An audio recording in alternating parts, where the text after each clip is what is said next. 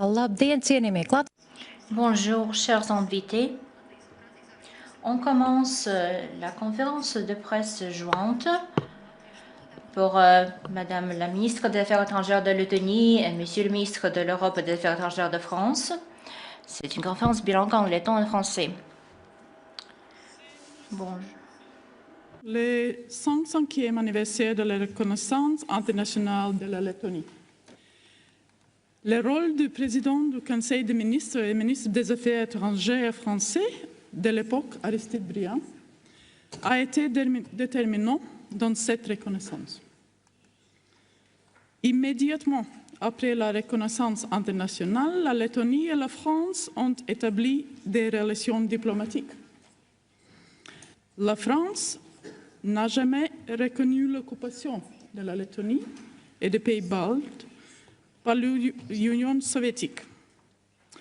Et je suis heureuse et honorée d'accueillir en Lettonie, à l'occasion de cet moment important, mon ami et collègue Jean-Noël. Bienvenue à votre visite de travail.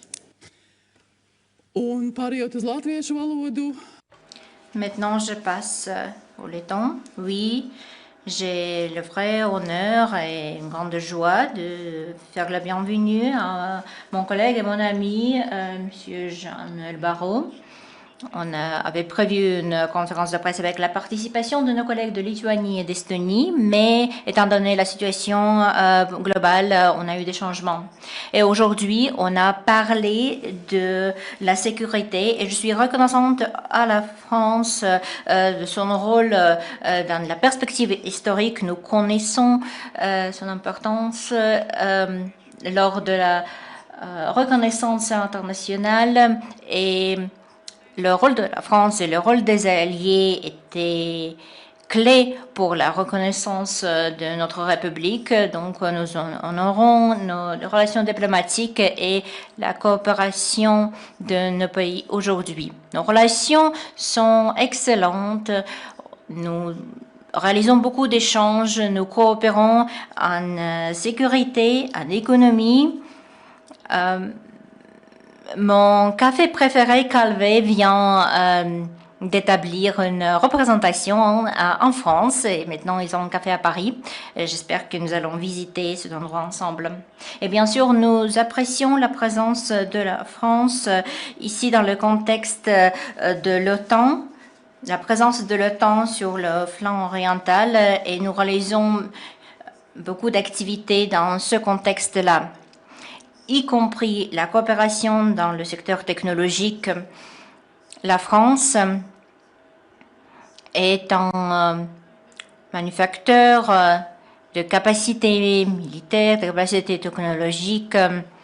Elle est en vanguard de cela. Et ensemble avec l'entreprise Edge Autonomy de France et l'entreprise française Safran, on crée un produit commun qui est en train d'être testé par l'armée française.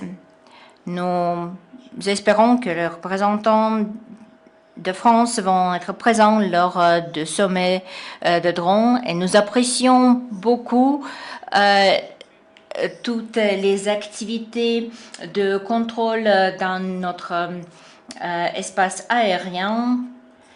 Et nous apprécions pas seulement la police aérienne, mais nous apprécions aussi la contribution au développement de la langue française en Lettonie, l'enseignement de la langue française et l'apprentissage de français par les enfants. Nous réalisons le programme Bonjour et maintenant, il y a plus de 40 professeurs de français qui sont en train de participer dans ce programme. On apprécie aussi notre collaboration dans le contexte du Conseil de sécurité des Nations Unies, notre appui pour l'Ukraine. Bien sûr, la France était un leader ici en créant la coalition de volontaires. Également, nous avons parlé de notre attitude et notre politique vis-à-vis de la Russie. Nous avons parlé de la nécessité de nouvelles sanctions pour avoir une paix qui dure et qui est possible pour l'Ukraine. Dans le contexte de l'action de l'Union européenne, nous avons parlé du cadre financier pluriannuel. Nous avons discuté sur les priorités françaises dans ce contexte-là. Et là, nous avons décidé de maintenir le contact sur ce thème-là. Personnellement, j'apprécie beaucoup les activités de l'entreprise Axon Cable. J'ai eu l'honneur à l'époque de faciliter leur entrée en Lettonie, et Schneider Electric continue ici leurs opérations. Donc, c'est tout un éventail des thèmes auxquels nous avons touché et nous apprécions votre visite. Merci, Madame le Ministre. Maintenant, on donne la parole à Monsieur le Ministre de l'Europe et des Affaires étrangères. Merci pour votre accueil aujourd'hui à Riga. Nous sommes à quelques jours d'une date hautement symbolique, le 105e anniversaire de la reconnaissance de la Lettonie par les puissances alliées victorieuses de la Première Guerre mondiale, dont la France. C'était le 26 janvier 1921 et cette reconnaissance, comme tu l'as rappelé, fut portée à l'époque par mon prédécesseur, Aristide Briand, fidèle à sa conception exigeante du droit et de la paix en Europe et pour l'Europe. Entre la France et la Lettonie, il y a une mémoire commune et une idée partagée, celle de l'Europe comme espace de liberté conquise et défendue. C'est la raison pour laquelle, depuis le début de la guerre d'agression lancée par la Russie contre l'Ukraine il y a bien trop 4 ans, nos échanges ont pris, cher Baiba, une tonalité nouvelle. Dans ce contexte, l'unité européenne est plus que jamais essentielle. Et c'est la raison pour laquelle j'ai débuté ma visite à Riga par un dépôt de fleurs devant le monument de la liberté. Ce n'était pas qu'un hommage aux soldats morts lors de la guerre d'indépendance de la Lettonie entre 1918 et 1920. C'était aussi un hommage aux milliers de Lettons qui, en 1987, s'y étaient rassemblés, bravant les mitraillettes et la répression pour retrouver leur liberté et l'indépendance de leur pays.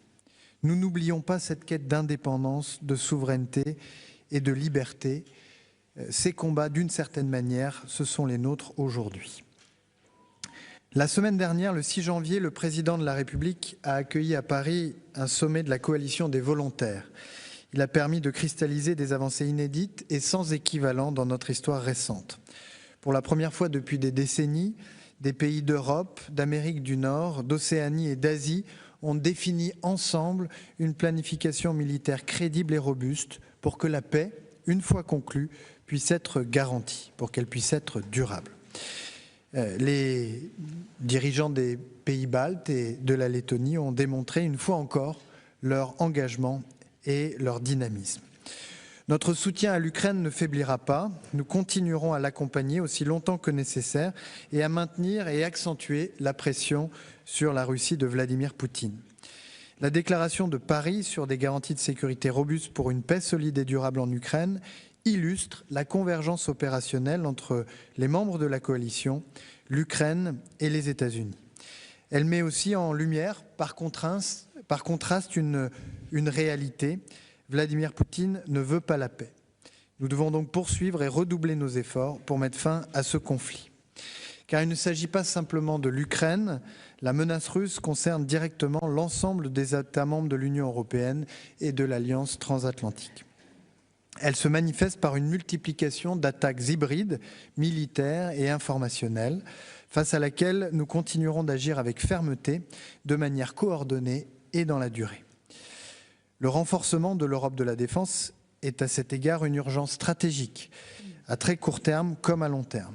Le prochain cadre financier pluriannuel dont nous avons parlé pour la période 2028-2034 devra être à la hauteur de cette ambition. Dans un environnement sécuritaire dégradé, les Européens n'ont pas d'autre choix que de reprendre en main leur destin. Une Europe stratégiquement autonome est une Europe plus forte et un meilleur allié. Oui, nous devons continuer à bâtir un pilier européen renforcé au sein de l'OTAN. Les États européens membres de l'Alliance doivent assumer pleinement leurs obligations en tant qu'alliés, tout en étant capables d'agir ensemble par eux-mêmes pour leur défense. Le président de la République, Emmanuel Macron, le rappelait ce jour, l'Union européenne doit assumer sa responsabilité stratégique, en particulier dans les espaces qui forment notre sécurité collective. Et c'est précisément dans cet esprit que l'Union européenne doit prendre toute sa part au Groenland, où la France participe à l'exercice militaire conjoint Arctic Endurance à la demande du Danemark. Depuis Riga, je le dis clairement, l'Union européenne a une responsabilité stratégique au Groenland parce que la sécurité de l'Arctique est indissociable de la nôtre. En participant à l'exercice Arctic Endurance, la France et ses partenaires assument un choix de lucidité et de solidarité avec le Danemark. Les efforts engagés par l'Union européenne et ses États membres vont dans ce sens. Ils partent des besoins opérationnels de nos armées. En matière de renforcement industriel et capacitaire, l'ancrage d'un véritable réflexe de préférence européenne est fondamental. Notre partenariat industriel franco-letton y contribue. Ici, à Riga, nos industries de défense coopèrent étroitement et ont l'intention de développer leur partenariat. À quelques rues d'ici, une entreprise française, Safran, s'est associée à Edge Autonomy pour développer une activité conjointe de production de drones. La Lettonie est au cœur de la région balte, à la frontière orientale de l'Union européenne. Cette région a fait preuve depuis longtemps d'une lucidité remarquable sur la réalité de la menace russe et d'un engagement exemplaire pour le soutien à l'Ukraine et pour notre sécurité commune que je tiens à saluer. Dans la région, notre solidarité stratégique se concrétise à travers la présence des forces armées françaises. En 2022, nous avons décidé de pérenniser la présence de la mission Lynx en Estonie. Depuis 2007, les forces françaises ont participé à 11 reprises à la mission de police du ciel de l'OTAN. Et la France sera de nouveau présente au printemps 2026 avec des avions de chasse pour assurer la protection, l'intégrité et la souveraineté de l'espace aérien des 3 pays baltes. Enfin, nous avons participé l'an dernier à l'opération Eastern Sentry dans les airs et à l'activité de vigilance renforcée Baltic Sentry en mer Baltique. Enfin, je suis à Riga aujourd'hui où une entreprise française, Eiffage, conduit le consortium chargé de la construction de la ligne ferroviaire à grande vitesse Rail Baltica. C'est une fierté de voir que l'expertise des entreprises françaises est reconnue pour un projet d'envergure stratégique, capital pour une Europe unie, interconnectée et décarbonée. Cher Baiba, nos échanges ont aussi porté sur les voies et moyens d'approfondir notre coopération économique, mais aussi linguistique, notamment sur l'enseignement du français et dans le domaine de l'intelligence artificielle. Et puis, nous avons évoqué l'ordre du jour du Conseil de sécurité des Nations Unies, dont la Lettonie est membre depuis le 1er janvier, car l'unité européenne dans cette enceinte est indispensable. Alors, merci une nouvelle fois pour ton accueil chaleureux à Riga. Et je veux t'assurer qu'à tous les niveaux et dans toutes les instances, la France continue et continuera d'œuvrer au renforcement de sa proximité stratégique avec la Lettonie au service de l'Europe et au service de la paix.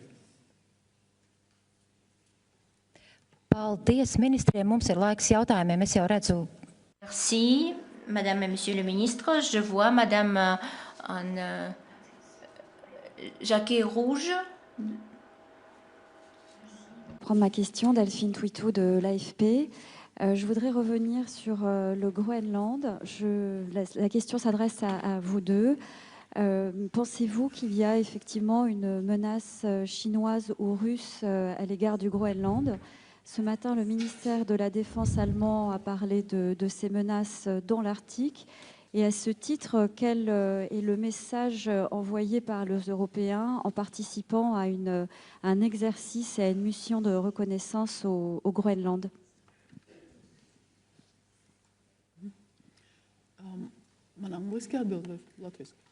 Est-ce que je prends en anglais ou en français? Vous pouvez répondre en letton. Nous avons discuté sur nos relations avec les États-Unis et sur l'unité transatlantique dans le contexte de l'OTAN et sur la nécessité de coopération. Il y a des questions différentes concernant les relations entre l'Europe et les États-Unis. Sans doute, la coopération est le meilleur mode de résolution de toute affaire, de tout conflit qui puisse arriver. Si on est préoccupé par des menaces ou on a des informations concernant des menaces, la meilleure chose à faire, c'est de se mettre ensemble à table ronde et décider comment on va résoudre ces problèmes. En ce qui concerne la Groenland, je pense que entre Danemark et les États-Unis et dans le contexte plus vaste, nous allons soutenir ce que le Premier ministre de Danemark vient de dire. Nous apprécions un dialogue direct et ouvert.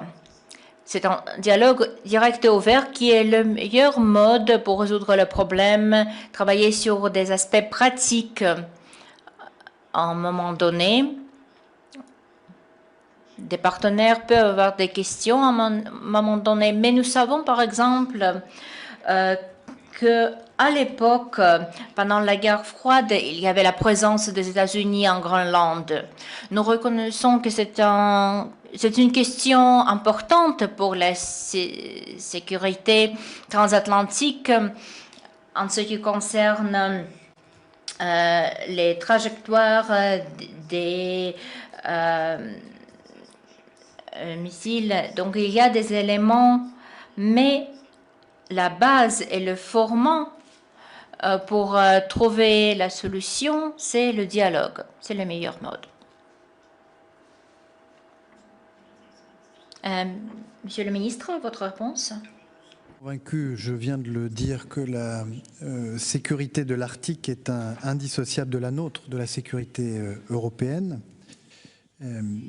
D'autre part, je l'ai dit aussi, notre conviction, c'est que dans le moment dans lequel nous vivons, dans ce monde durci, il est essentiel que les Européens puissent prendre en charge une part de plus en plus importante de leur propre sécurité. Et troisièmement, nous sommes en soutien et en solidarité avec le Danemark, comme nous souhaiterions pouvoir compter sur le soutien et la solidarité du Danemark si nous nous trouvions aujourd'hui dans la même situation.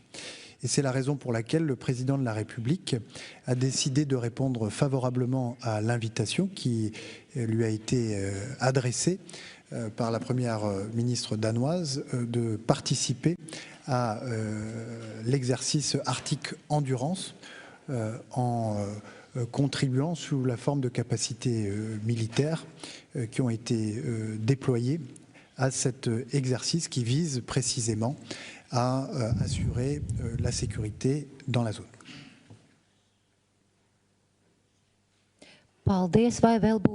Je vous remercie. Est-ce qu'il y a d'autres questions? Vous pouvez indiquer votre média. Latvian TV 360, journalist, foreign news, and I would like to ask a question to Minister of Foreign Affairs of France. So today I read that France... Aujourd'hui, j'ai entendu que la France envoie des participants pour les exercices en Groenland. Vous pouvez indiquer quelque chose concernant le type des participants? Peut-être il y a quelque chose concernant la technique militaire, etc. Yes, you can answer. Yes, please. In English or In French or in English, as you wish, please. Yes. Je vais m'exprimer en français pour répondre précisément à votre question, en vous disant donc que c'est à l'invitation du Danemark que la France a décidé, par la voix du président de la République, de participer à cet exercice Arctic Endurance. De premières capacités militaires ont été envoyées, qui sont arrivées au Groenland, et d'autres suivront dans les prochains jours dans différentes dimensions terrestres, aériennes et maritimes, comme le président de la République a eu l'occasion de le rappeler il y a quelques heures.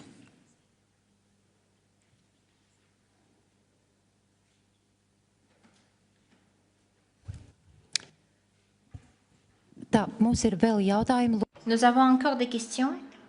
Letta, bonjour. Ines Trencha, Letta et Politico. Merci.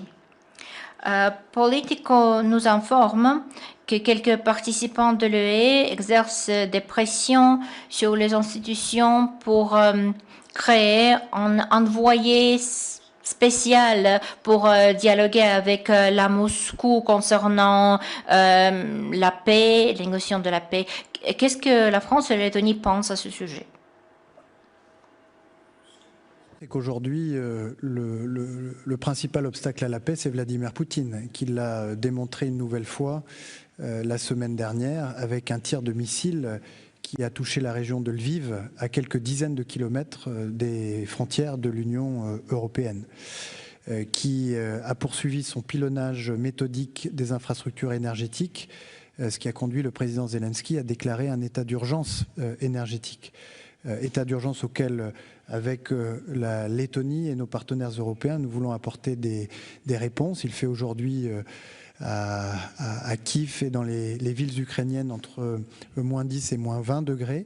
Nous avons à cœur, par tout moyen, de proposer aux autorités ukrainiennes un certain nombre de solutions pour pouvoir tenir face à ce pilonnage systématique.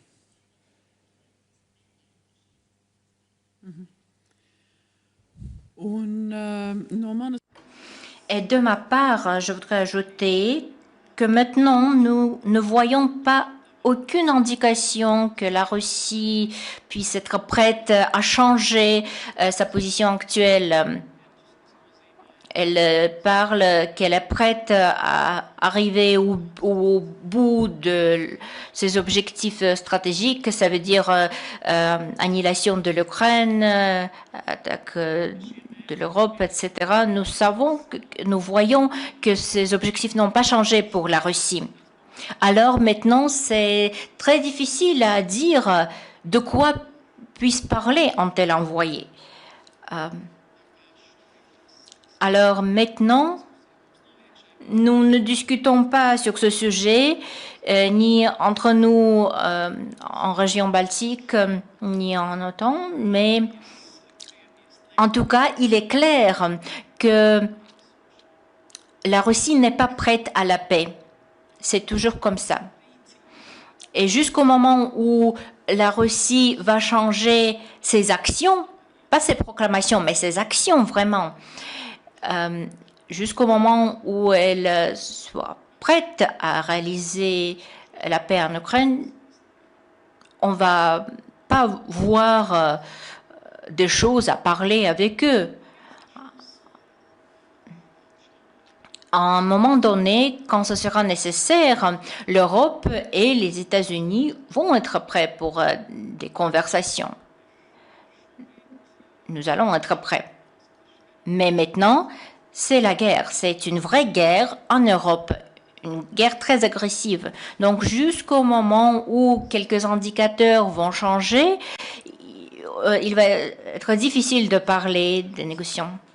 Question est en complément à ce que vient de dire la ministre, que comme nous en avons fait le constat ensemble tout à l'heure, dans le moment que nous vivons, la priorité reste à notre double agenda de soutien à l'Ukraine et de pression sur la Russie.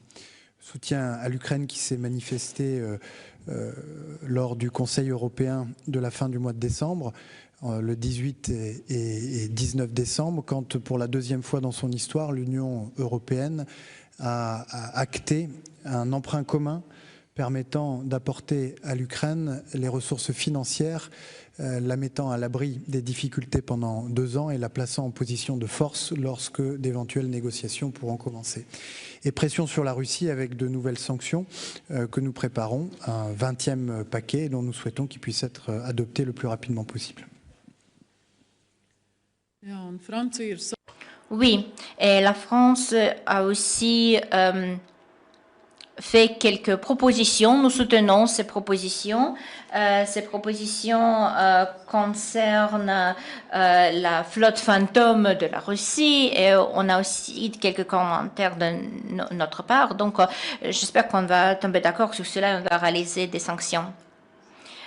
S'il vous plaît, posez vos questions et définissez auquel des ministres vous adressez votre question. Gin Samuelinch, la presse publique LTV de Lettonie.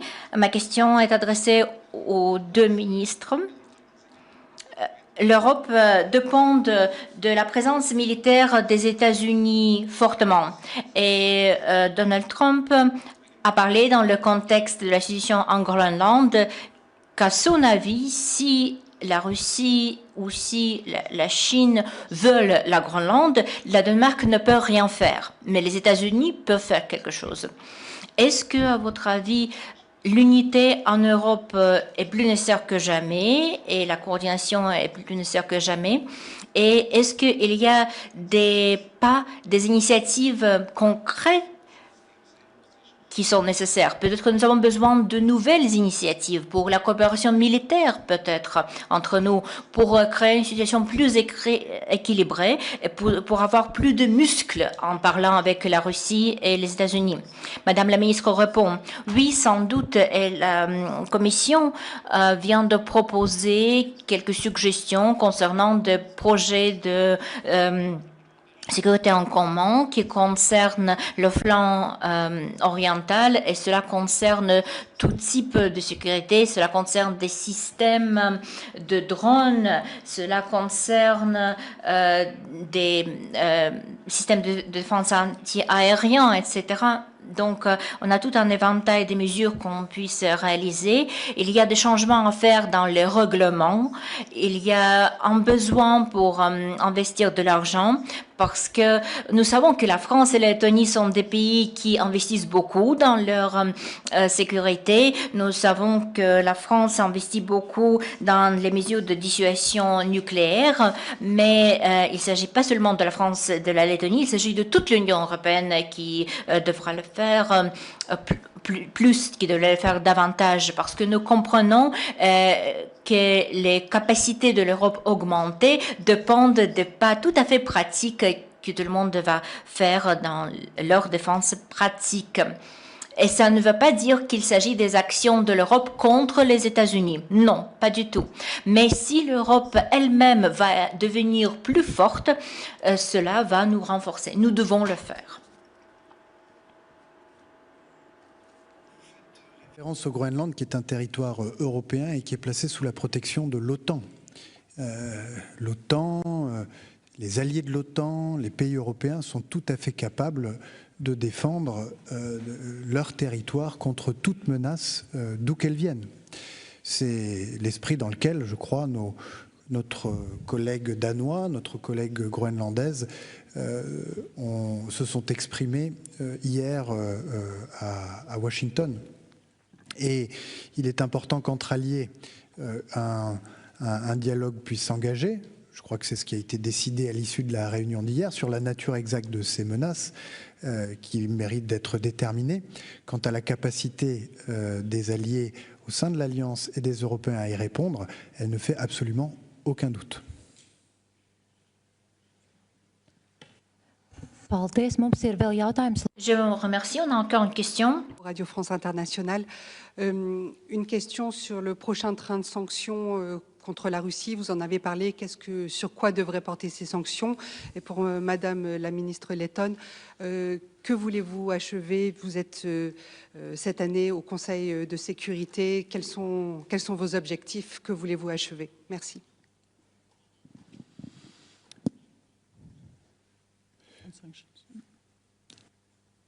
L'année dernière, avec le 18e et le 19e paquet de sanctions, l'Europe a durci le ton vis-à-vis de la Russie avec un certain nombre de mesures tout à fait inédites, dont certaines vont d'ailleurs entrer en vigueur dans quelques jours. Et je pense en particulier à l'embargo sur le pétrole raffiné en provenance de pays qui importent du pétrole brut de la Russie.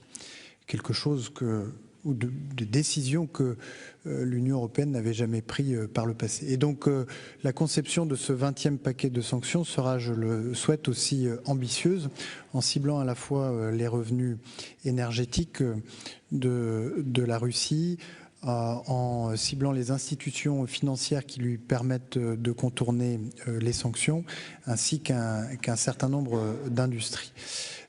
Nous continuerons le travail sur la flotte fantôme, mais nous avons décidé de ne plus attendre les paquets de sanctions successifs pour y intégrer des désignations de navires, puisque désormais ces désignations sont faites au fil de l'eau, dans un dialogue étroit avec nos partenaires, et notamment britanniques et américains. Et puis au-delà des désignations de navires de cette flotte fantôme utilisée par la Russie pour contourner les sanctions, je veux rappeler les opérations qui ont été conduites en mobilisant des moyens militaires, par la France notamment, pour arraisonner ces navires. Je pense à l'opération qui s'est conduite au large de Madère il y a peu, et du renforcement de la coordination entre les alliés, notamment dans la mer Baltique, pour entraver la circulation de ces navires.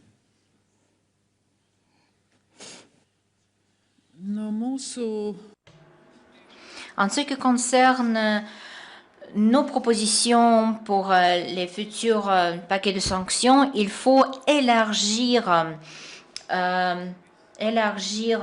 l'éventail des mesures, le champ d'application des sanctions concernant la flotte fantôme. Cela concerne toutes les entreprises et toutes les industries qui procurent des services pour la flotte fantôme, qui facilitent leurs opérations.